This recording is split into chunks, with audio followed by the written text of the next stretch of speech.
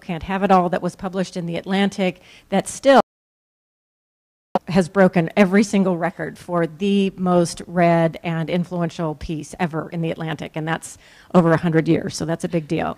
A lot of those themes she went on to explore in her fantastic book, Women, Men, Unfinished Business, Women, Men, and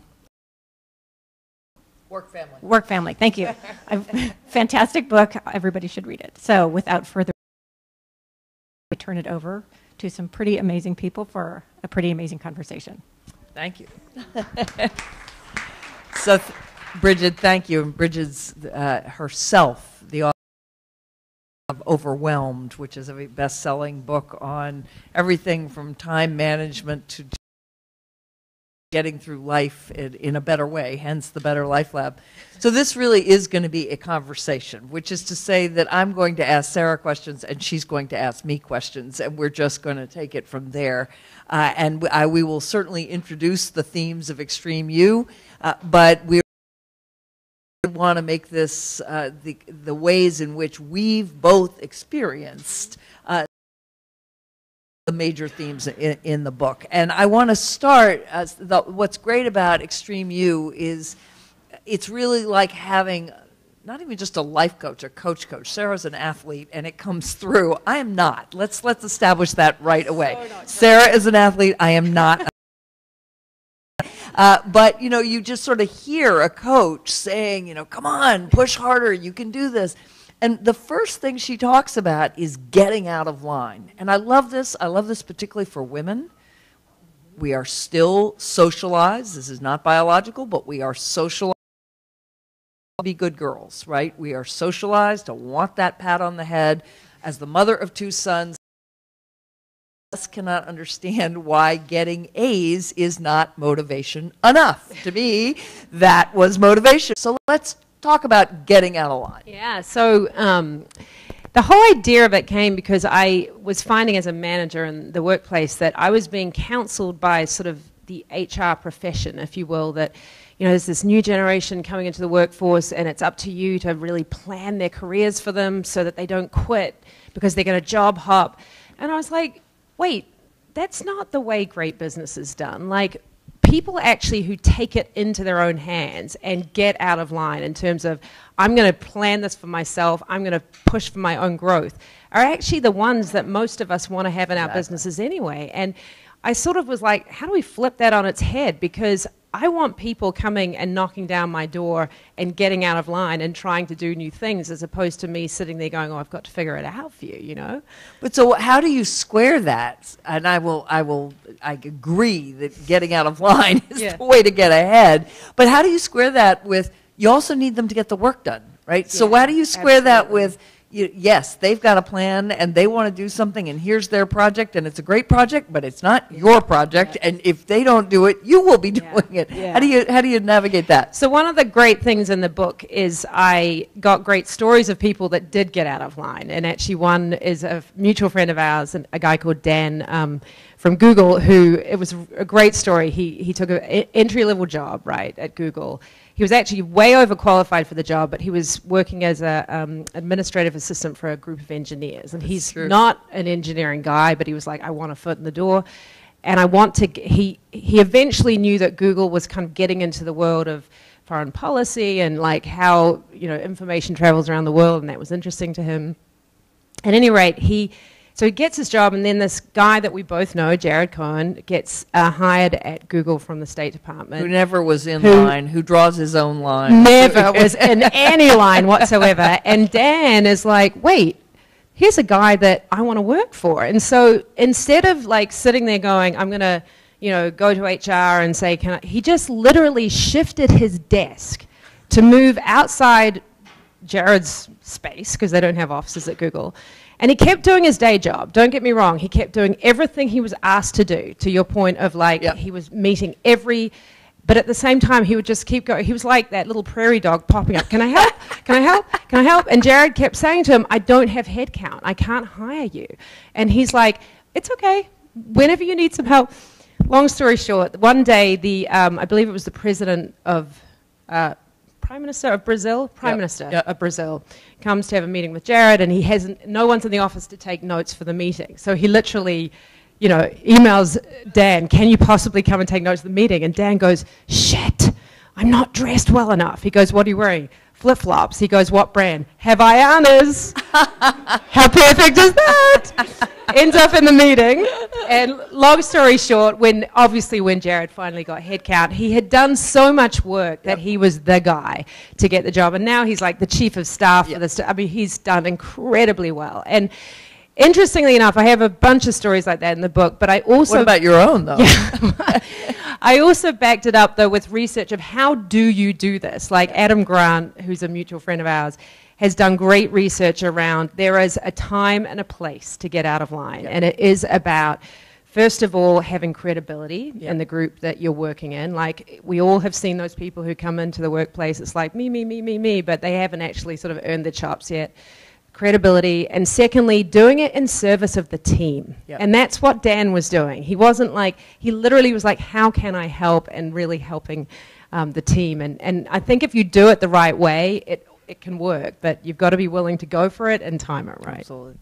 So do tell your story, though, of your getting out of line. Let's set the level here. Yeah, we'll start with the fact that I am a stalker, as you're going to see. So I started my career in the airline industry working for Air New Zealand, which is my country's national airline, and that's how I moved to the US. And I really wanted to work for Virgin Atlantic Airways. You guys heard of Virgin? This is back in the 90s. And so I basically, like, I kept thinking of, like, how can I work there? And long story short, I found a marketing conference that was happening where their CMO was going to be attending, so I signed up to go to the conference. So I could stalk her, and ended up like hanging out at the bar, as you do, you know how it works. Anyway, long story short, we got to know each other. A job came open. She offered me the role. I moved to New York, start on my first day at work, and I show up to the office, you know, and I'm like, I walk in and I'm like, hey, I'm Sarah. I'm the new girl in marketing, and I'm, you know, reporting to this woman. And the lady just looks, it was like a check-in agent, you know, head up. She goes, yeah, she doesn't work here anymore. And I was like, holy shit. And literally, I have to say that I'd got a visa to work there, so I'd had to wait 3 months to get there. I'd had to relocate. I was like maxed out credit cards, the whole thing. And I'm like, I don't know anyone in New York. This woman, like, shit, you know. So I run into the bathrooms, floods of tears, as you do. And then I sat there, I was like, wait, I have a job. Somewhere my name is in HR. Like, I have a job. So I come back to the front desk and I say, can you get HR? And long story short, I go up. You did have a job. I did have a job. So I'm sitting in my cube, like literally thinking, if anyone's going to get laid off, it's going to be me, because, you know, I have no one here. And within the first like 3 or 4 weeks, I realized that without her, like leadership, there was a massive gap of leadership. Like no one knew, we didn't have a plan, we didn't know what we were doing. And because I had credibility, 6 years of experience of doing the same thing, it was screaming at me what we had to do. So I ended up going home one Friday night, total geek. I mean, I should have been partying in New York. Like, I just moved here, right? Go home, get on the laptop, like 24 hours of typing. I'd write a marketing plan and a staffing plan. And then I get to Monday morning, I'm like, oh God, what am I going to do with this? Like, am I really going to be bold enough? And I go to the office, and I literally put it in an envelope and slipped it under the president's door. I mean, really? Really. And then I go back to my desk, and I'm like, oh God, you know how once it's gone, like there's no unsend, you know? And I'm like, every day sitting there going, I haven't heard, I'm going to get laid off. And then, long story short, 3 days later, a call from the president's office. I was like, oh my God. So I go in there, and I actually ended up getting promoted because of it. That was my get out of line. He's like, you've got a vision, you've got a plan. And I was doing it in service of the business, in service of what he needed done. And there's another part of the story that involves me celebrating a little too hard, getting really hungover and sleeping in and missing a meeting. Was bad part But you have to read the book for that. But the point is, once you actually really get, if you go there and focus on meeting somebody else's needs and bringing your unique skill set to get there, it is amazing where that will take you. I agree. You know, I have many similar stories, because my career involved a lot of changes, but there's one actually you haven't heard. So my first summer in law school, law students work for firms in the summer because that's how you, I mean, I remember my first job, I didn't have enough money to buy a suit, right? I had to get paid for 2 weeks and then go buy a suit. So I had to stay in Boston. My resume screamed New York because I wanted to do international law, and I had been at Oxford for 2 years. But my ex-husband lived in Boston. I had to stay in Boston. So I go and I interview with a group of Boston firms. And there was one in particular I really thought we'd done very well. They represented the Red Sox at the time. That was also quite cool. And I go back home, and then they let me know. I guess it wasn't email. This was, I don't know. I forget how we communicated back then, but we did. And I guess somebody called, not a cell phone, I guess a phone, and said, I'm very sorry, we don't need you. And I was like, okay, I'm going to be scooping ice cream in Harvard Square because this is it. I can't go to New York. I have to have a job. So I sat there sort of thinking, and then I thought, I don't have anything to lose here, right? Because I've lost. I am flat out. I don't have anything to lose. And I called back up, and I spoke to the hiring partner, and I said, I understand you don't want to hire me, but I just would really appreciate it if you'd tell me why, because maybe I can learn something from, why. And of course, in the process, I'm larding in my resume. I'm like, because I would have thought that my experience with this would have been great for that. And, so I'm tap dancing the whole way. The guy is so bowled over. Like, first place, he doesn't know what to say. So he wants to get off the phone. So how does he get off the phone? Why don't you come back in? And when I came back in a week later and interviewed, and they hired me, and of course, really why they hired me was because I had the guts to call the guy up and say, why didn't you hire me? And that showed something. But then I have a follow-up question, because this story is perfect for, and I have another chapter in my book all about drive, like why some people are driven. Because you did that, and because he took a bet on you, right. Did it cause you to feel like I have to prove that this was worth it for him? Did you push even harder? Yes, exactly. I did. But I also learned, and I've used this, and I've done it again. When you have nothing to lose, you have nothing to lose, right? I mean, the worst that could have happened was he could have said, because you were lousy and we had better people, yeah. My feelings might have been a little more hurt, but I would have still been sitting there without a job. And so really that shaped also how I've thought about other things. But yes, when somebody gives you a job in that situation, absolutely. Yeah, absolutely. No, and I think that's one of the things people often forget is like, don't take no for an answer. Yeah. Yeah. Like the way you framed it was beautiful, actually. Like, give me feedback. Right. Right. You can always come up with it. Okay, so moving on to your favorite topic. This is the one that always scares me. Pain training. Right? So this should not deter you from reading this fabulous book. It might deter you from wanting to sign up for her Tough Mudder team, but talk about pain training. Yeah, so I have a whole section of the book on pain training, which is essentially failing in really big, badass ways. Because I feel like, it's interesting when you read statistically, the generations in certainly our country, but in the Western world, have become significantly more risk averse, right? So the boomers today, like 23% have a fear of failure. Gen X is like 32%. Millennials is 40%. Like, we get more and more risk averse as the generations go on.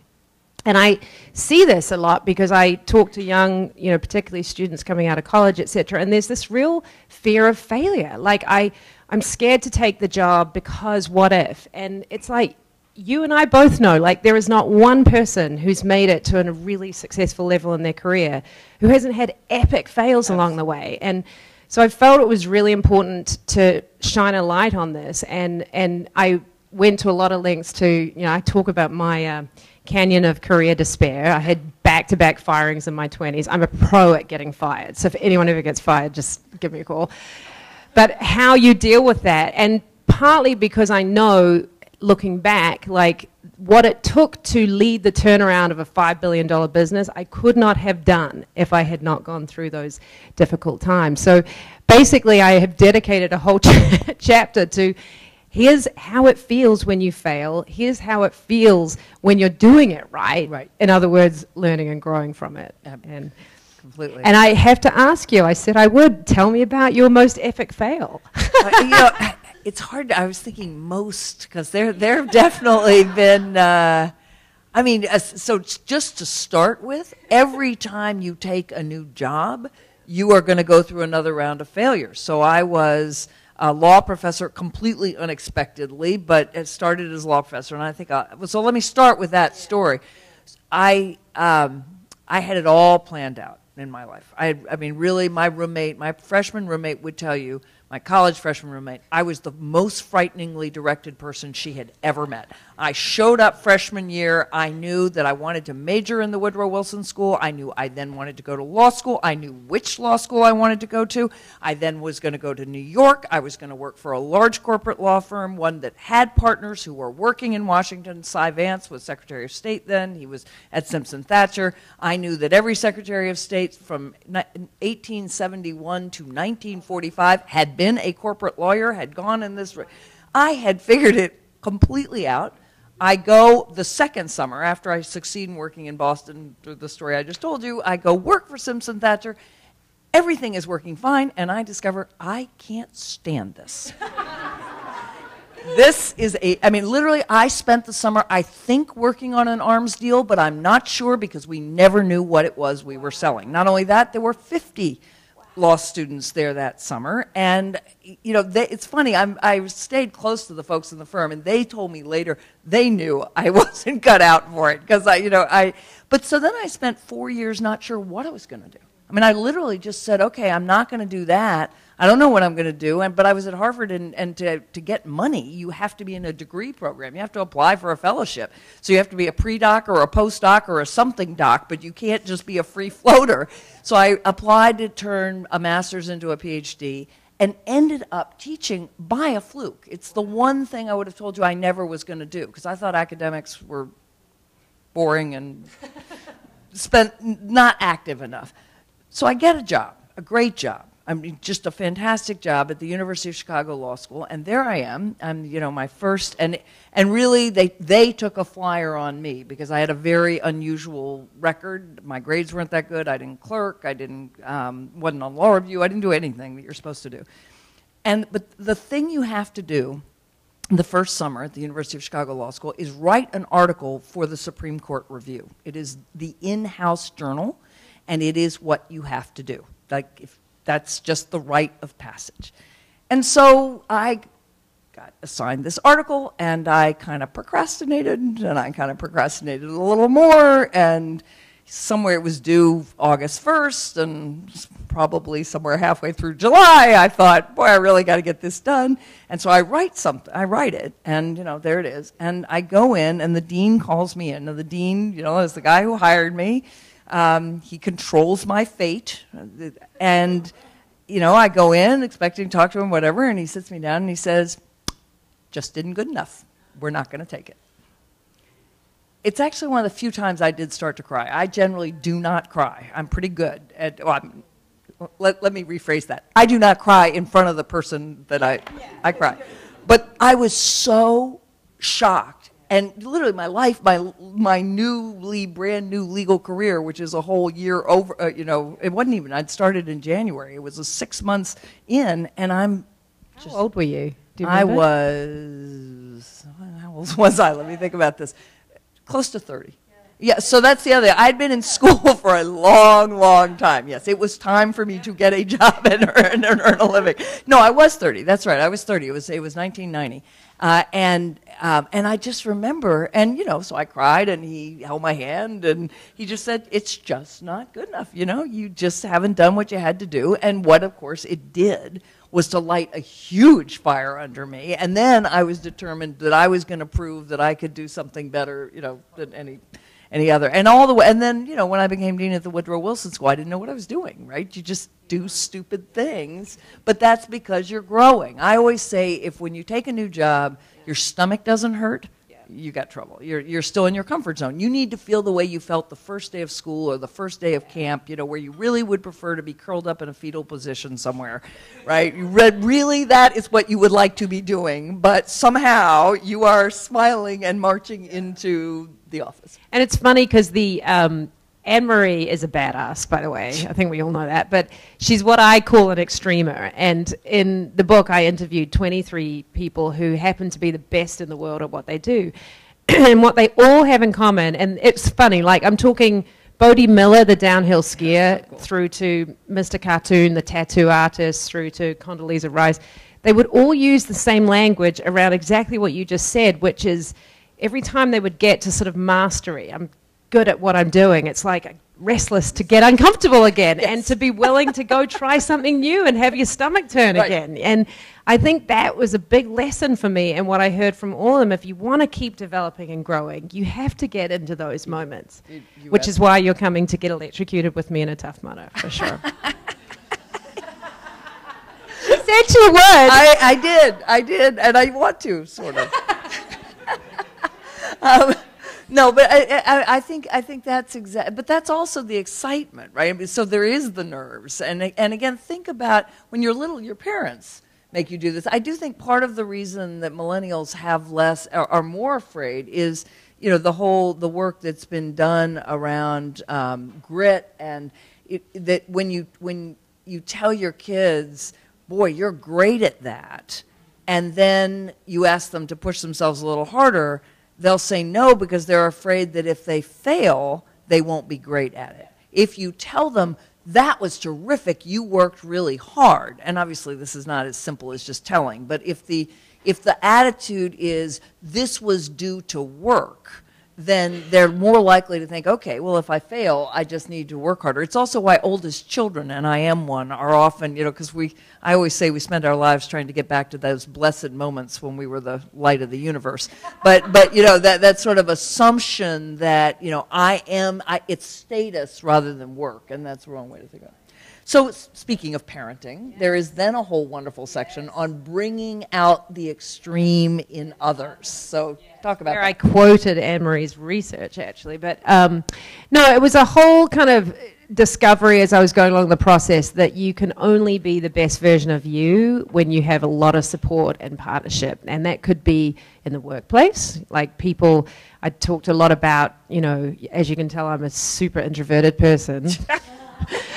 But I'm very extroverted. But I looked back and realized I had done all my best work when I partnered with an introvert. Like it was not by design, but it just because you start to learn that people with different skill sets than you help you become, the areas that you're not good at. And then there's the sort of home to work partnership, and Anne-Marie and I actually, how we got to know each other and how we really bonded was over all the work she was doing around, we both have husbands who have been the lead parent, using Anne-Marie's term, and I am very aware, like I couldn't be the most extreme version of me if I didn't have Liam at home doing what he's doing in terms of, he's actually an extremer in his own right. He's a dude leading this men's revolution, right, in the home. And so there's a whole section about like, to be the best version of you, you've got to find the people that can support you and you support them back, like you bring out the best in one another. Completely. And although it's interesting, but Liam's not an introvert. He is actually. He is. I'm married to one. I'm married to an introvert See? too. So that's what I was thinking. Yeah, no, but I think that's right. I mean, in many ways, thinking about also how you push each other, right? And how you, and of course, parenting is often a lot of pushing and pulling. But what I would say is that I found, putting Andy in the position where he really did have to take the lead and I didn't really have a choice. And his view was, if I'm going to do this, I'm going to do it my way. We are not going to do this your way. You are not going to micromanage me. I am going to do this my way. And if you don't like it, fine, come home. But what that brought out... Exactly right. Yeah, right. I mean, and totally fair, right? But that brought out a whole side of him that, of course, he'd never seen, and he'd never seen his father have, because his father was gone for most of his childhood. He was a physicist who traveled a great deal, and he discovered this whole side, some of which I liked and some of which I didn't. But the fact was, he was really pushing, a side of who he was. And I do think this whole chapter as well is about like going back to all the pain training and stuff we talked about before, like I do believe if you're going to be the best version of yourself, you have to have experienced really shitty experiences where it didn't go well, and you also will then experience things where you shine and you are in your element and you know that you're on the right like runway for you. And once you know those two things, then it's really helpful to know what your glaring weaknesses are and how to support yourself with people that have. And it's funny, like I find now, I guess because I am the queen of getting fired and epic fails and all those things, it's really easy in the workplace to say, I suck at this particular thing, and so guys, can you help me? And I think that's a big thing that in the new workplace, you know, I would say in my father's generation, like he had to be the boss with all the answers. And actually when you're the boss, we're both CEOs, you've got to be willing to be vulnerable. And you can only get there if you're very self-aware of your areas of weakness. No, in fact, someone asked me earlier today, the best advice I got when I became dean and as a leader was from John Sexton, who was the dean of the NYU Law School at that point and then became president of NYU. And he said, and he was a spectacular dean, and so I really looked to him, and he said, figure out what you're not good at and then accept that it is not going to change. So now, as somebody who watches my weight forever and always will, this is not the buy the dress in the size that you don't fit and assume, yes, but tomorrow I will suddenly stop eating I'll start eating differently than I've been eating for the last 50 years. No. This is really, as a leader, you have to say, I will say, I am great at vision. I am great at energy and transformation and making things happen. I am less great at following up on all those details. And so somebody has to, and more than one somebody, has got to make sure things don't fall through the cracks. And I'd like to think that tomorrow I'm going to get up when I say I was going to get up, and I'm going to do all the things I said I was going to do. I'd like to think that's true, but at some point, because you have to work in a team, you have to recognize it's not fair to others to have them be part of your self-improvement challenge. You've just got to recognize they've got to compensate. And you have to, I think, particularly for women, flip it on its head in terms of, like, I think we have been raised to think we've got to sort of show strength in every area. And it's funny, I went through this process. I just started my new job 3 months ago, and the interviewing process, so the main investor in our company is Lou Frankfurt, who started Coach. You know, we all have a lot of great handbags thanks to him. But he is such an experienced businessman beyond. And in the interview process, he literally says to me, so I want you to tell me where you're great, and I want you to tell me where you're bad. Well, not so great. And what was interesting is, like, you think we've all been socialized to just say we're good at everything so that we can get the job. You're supposed to say, yeah. Well, Yeah. I guess I have a weakness. I work really hard. Yes, right? And so I'm sitting there going, but actually when I came out and said, okay, I'm the vision, but all the stuff you just said, and by the way, like, I failed accounting at university, and I had to go to remedial finance course when I was 38 because I was now running a business and I had no clue, you know. And what was interesting is that the whole conversation shifted to, he's like, awesome, now I know where I need to find the right people to surround you, you know. And you're like, oh, cool. You know? Yeah. And so I think we have to flip that, like, and not have that fear of acknowledging that no one's well-rounded. Like, one of the things that I really believe in from writing this book is the best people on your team are the spiky individuals who have deep knowledge in an area and tons of passion for it, but that also means they're not well-rounded. They've got other areas of weakness. Completely right. Yes. and again, I do this.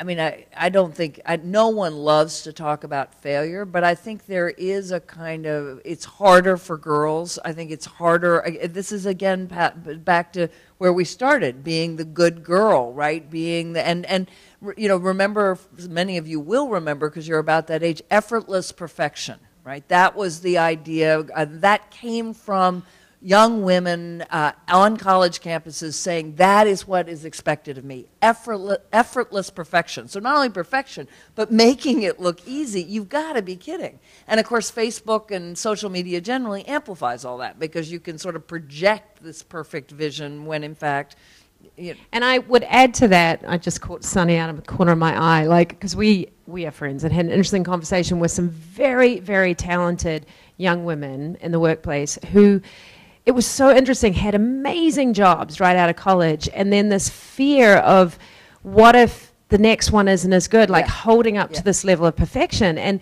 I just sat there going, God, when I graduated college, I was like, if I work at a bar, that's awesome. Like, I didn't feel any pressure. Do you know what I mean? Like, I feel like we've put so much pressure on people to be perfect, and that's not fair. So we're going to turn us to questions. Tyler, are you giving me a? No, that's perfect.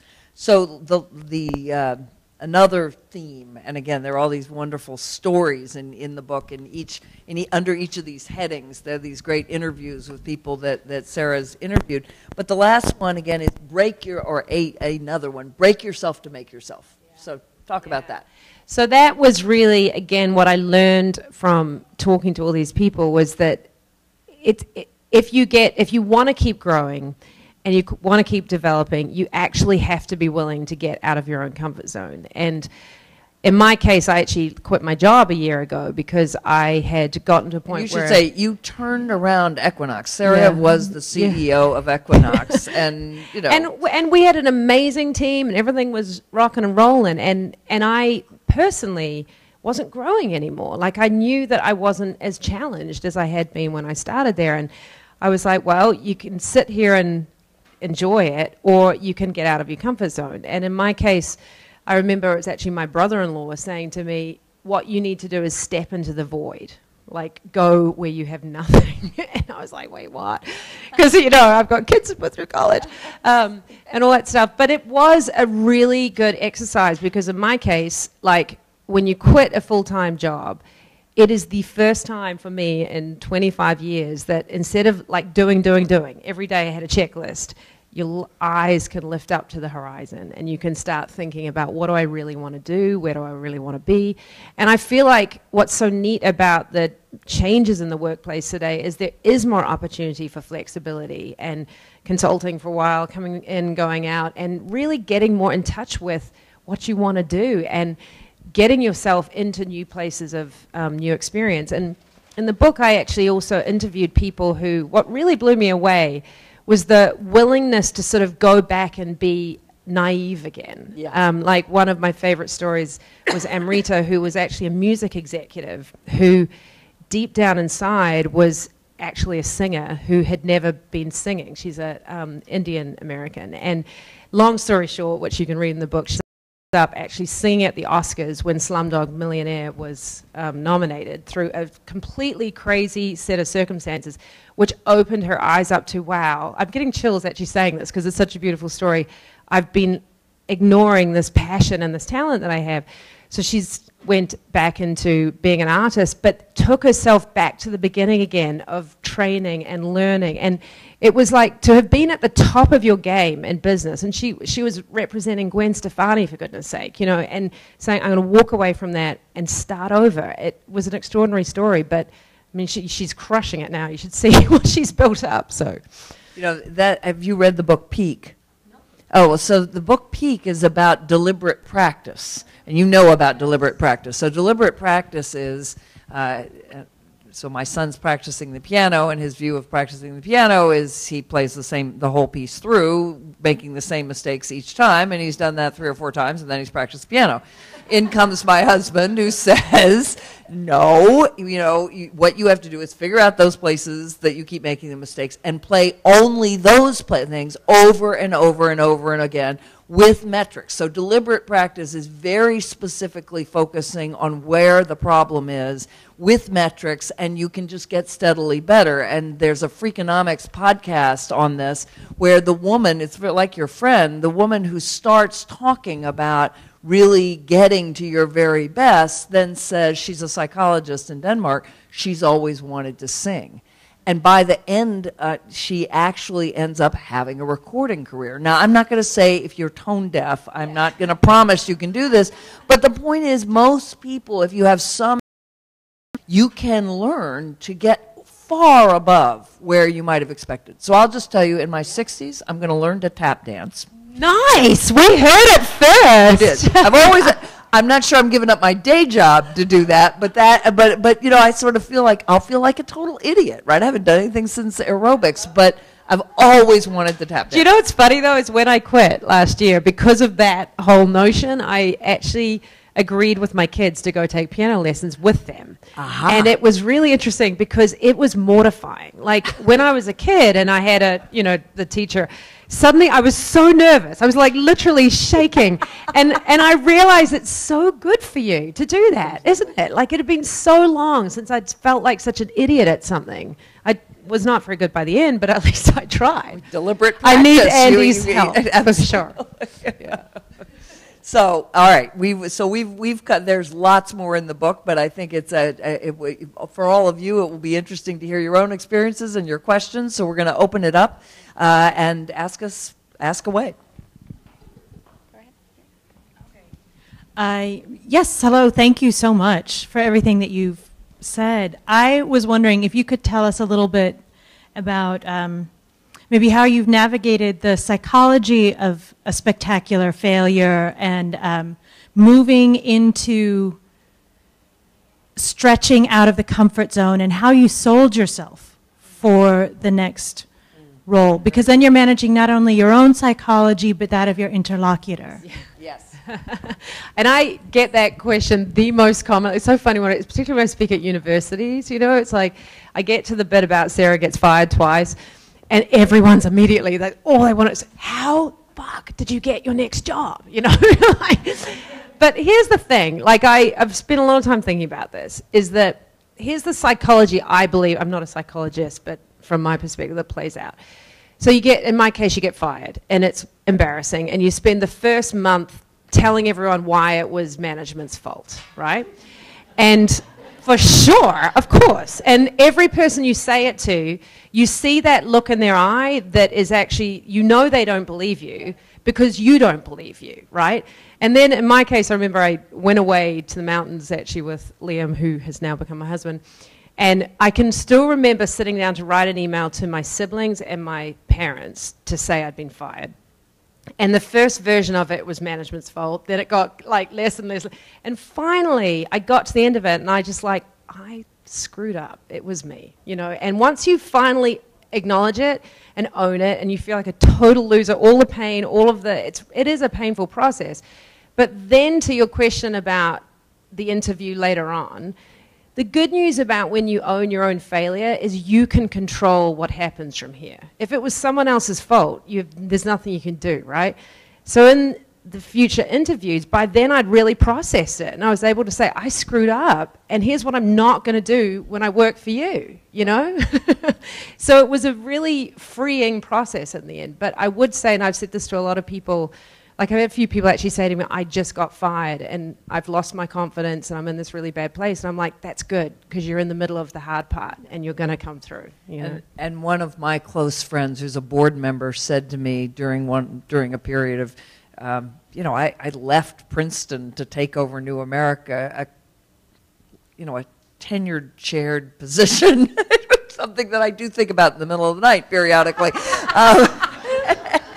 And, I'm struggling, right? I mean, I discover leading a nonprofit is very different than doing whatever else, and I'm struggling. And so he said, look, life is a sine curve. For those of you who don't remember math, life is a sine curve. And most of the learning takes place at the bottom of the curve. And that is so right. And indeed, my son just said that back to me the other day, because I've used it, where he's an actor. So like, life is only as good as his last audition. And that's a lot of rejection. And he's learned that when he's riding high, when he's been cast, that's great, but he doesn't push himself very hard because he's riding high. And it's when you go down, and everybody does, that's where the learning takes place. But I do think, yes, it's hard, right? We don't want to stand up here and say, oh, yeah, and then you got fired, and that was fun. But I think Sarah's exactly right, that being able to own it and to say, yeah, this is about learning, and here's what I've learned. Now, there's one other thing, though. When I wrote my article and said, I left Washington for my kid, I knew full well, and I was right, that many people were saying she didn't do a good job. She wasn't going to get promoted, right? I mean, and that you can't fix. You just have to know. You know, when Sarah says, I left Equinox, some number of people are going, oh, she must have gotten fired. And you just have to just think that's your problem. Yeah. You know, that's just your problem. I know what I did. Secretary Clinton knows what I did. And that's really enough. Yeah, exactly.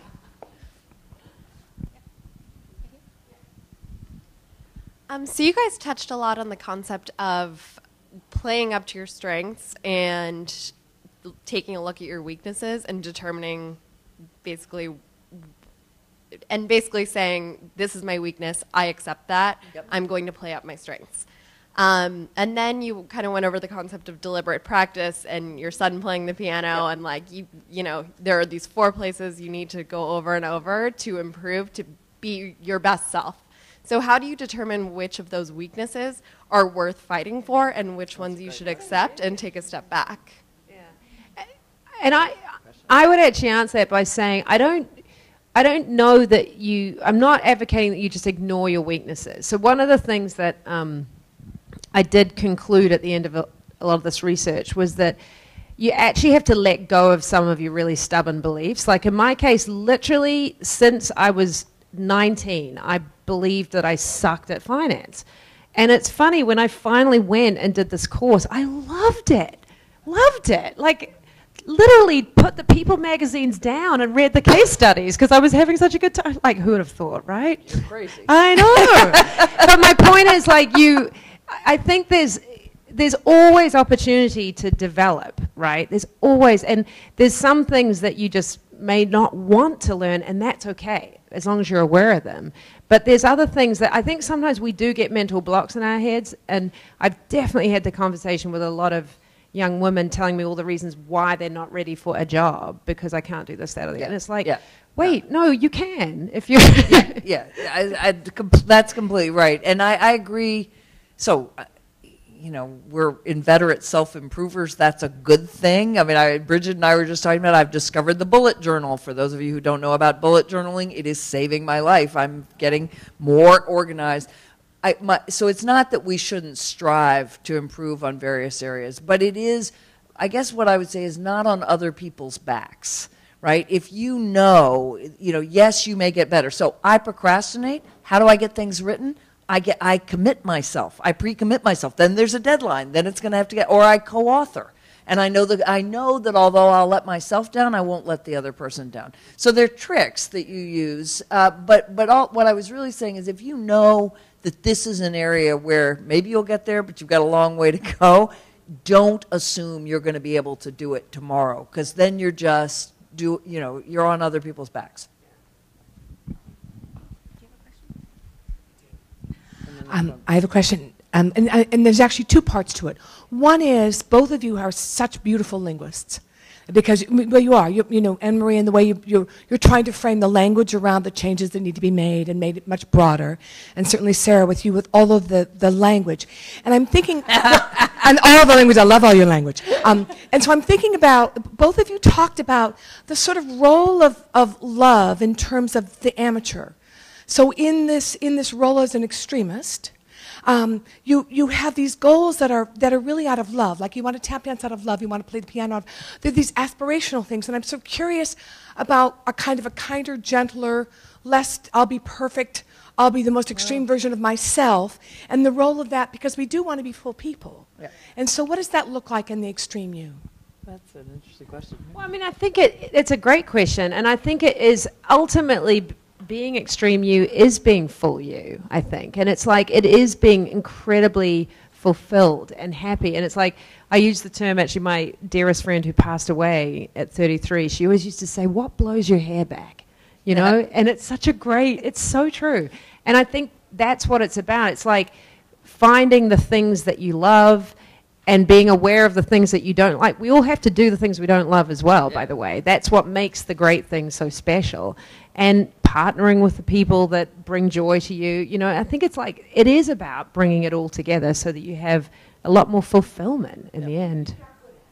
Even if you're not good at it. Absolutely. Totally. Oh, yeah. Right. So you were going to say, so I did that. Sarah's view that I'm an athlete comes based on one ropes course she watched me do, right? I was not stellar. I did manage to climb up the lowest version of the rock climb. I mean, like the one for 5-year-olds. I did that one. So yes, but I felt very accomplished because I'd at least gotten that done. So it doesn't have to be at And a I top do level. think, to your point, it is about, like, I have gone through my whole career, by the way, which has been in sports, with everyone assuming I was a professional athlete. And I'm like, I never made the A team of anything, ever. Like, and like, all of these things I participated in, I'm like the last one, you know. And that's okay. That's fine. It's like you're getting in the game and doing it. There's a gentleman behind you, I think. And then we will turn to this side, I promise.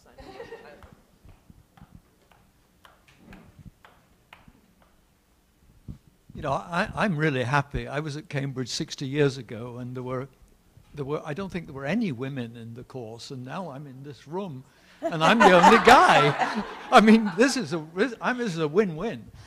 But can I ask, you know, you're New Zealand. Now, I come from a male background, essentially, and rugby playing. Did that sort of, you know, the winning of the New Zealand rugby team is about as big a thing as New Zealand's ever seen. New Zealand has, yeah. But the other thing is, you know, I love New America because, you know, a new America is really needed. I came here 50 years ago, and I earned more money in 1 month here than I could earn in Europe in a year. And I argue that my generation of leadership has done a piss-poor job of making modern America what it needs to be. And, you know, you two, you know, it's wonderful what you're talking about, but the organizations that you're in, it seems to me, are so stuck in essentially 19th century isms. You know, I mean, we really do need some new thinking, and you've got the bit about the people. But what about the organizations in which you're sitting? Yeah, definitely. So I could not agree with you more. And I believe that what has made this country the country that it is has been that we renew ourselves at regular intervals. We reinvent ourselves, not completely. It's a renovation, not a tear down, right? We still have a foundation of values. We have the frame of the Constitution. We have the good parts of our history, and there are good parts of our history. But at irregular intervals, if you think obviously the Civil War, after World War I, and particularly in the Great Depression, in the Civil Rights Movement, we have recognized how far we have fallen.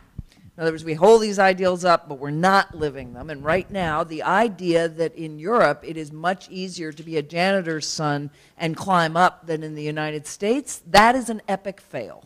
That is a national epic fail. So it is now time to renew ourselves. And New America is dedicated to that proposition regardless of politics, because we're not going to get there in our current politics, right? Everybody sort of says, this is what the left thinks and this is what the right thinks. We need answers, and we need to find people who will say, you know, we're going to solve these problems, and we're going to do it, I think, much more from the bottom up than the top down. That's why we have New America NYC and New America Chicago, and I'd love to see New America Tulsa and New America Omaha and New America Chattanooga and any others of your hometowns you'd like to mention. But I think we are at a moment that requires exactly the kind of leadership that Sarah's talking about, where you are not afraid to fail, you're not afraid to reach out to people you're not supposed to reach out to, you're not afraid to say things that people may not want to hear or that you may be scared to say, because it's a great country, but it is at a very low ebb. And I do believe, to build on that point, that what I love about the millennial generation, and whatever the next one's called that I'm raising, Gen Z, Yeah. is the boundless ability to see that things that we couldn't, because we didn't have that, like, technology, all of the innovation that exists. And why I wrote my book in the end was that I want that all of that great creativity and innovation and ideas to be coupled with the resilience and grit to push through and create the new America, because that's really what we want to see happen. Absolutely. This side. Yes, right there. Sorry, our last question. Last question. So I know that people talk often about their mentors, and I haven't heard you mention any mentors or any staunch supporters that you've had, any long-term champions in your lives. I'd just like to know who they may be and what their roles have been in your career. For sure. I'm like a dog with a bone with mentors. Unfortunately, they can't get rid of me. But what's interesting, and I bet you're similar, all of my major mentors have been men, actually, and I'm super proud and grateful of that, because I feel like just extraordinary men that were just willing to take a bet on me and let me continue to ask for advice. To this day, the guy that is responsible for me moving to this country, I still call him to ask for help. And I think across many different spectrums. But what I do think is important for mentorship, or at least has been my experience, is a direct working relationship where they can actually really see you in action and really give you honest, direct feedback. I think sometimes when people come to me and say, can you give me mentorship, and I'm not seeing the situation, it's a lot harder. So I do believe finding people that you can really partner with close up is important. And the other piece I would say is mentors don't have to be senior to you. I have a lot of people who've been, in the hierarchy junior to me that are massive mentors that I'm daily learning so much from. And so I think it's like how it can go both ways a little bit. I love that last piece. That is definitely true. It's part of being a leader is knowing how to be managed up. And recognizing when that's happening, recognizing when your supposed inferior is actually telling you, you really screwed that up, and here's a better way to do it. If you can't hear that and take it, you're gonna miss. I have a wonderful woman I work with who does that regularly, and I need it. But yes, so I would say the same thing, that most of my mentors were men, although I have had the privilege of working for Shirley Tillman as the first woman president of Princeton, Nan Cohan, who was the first woman president of Wellesley and then Duke, and then obviously I worked with Hillary Clinton. But before those women, the men in my life were men who had really strong wives and mothers who hadn't had the opportunity. And they knew that their wives could have done extraordinary things, or their mothers could have done extraordinary things. And they looked at me and invested in me as a way of kind of moving that forward. And yeah, I mean, but a good mentor is the person who not only kind of gives you opportunity, but tells you when you failed, tells you when you really, need to do the following things. It can be tough love, but it's hugely important. So Sarah is going to sign some books. You can see just, meeting Sarah even for an hour, the energy, the commitment, and the fearlessness that makes her so spectacular. And this really is a book that captures her life experience and in a way that I genuinely think can have fairly transformative effect for all of you and for many of our organizations. So thank you very much. Thank you.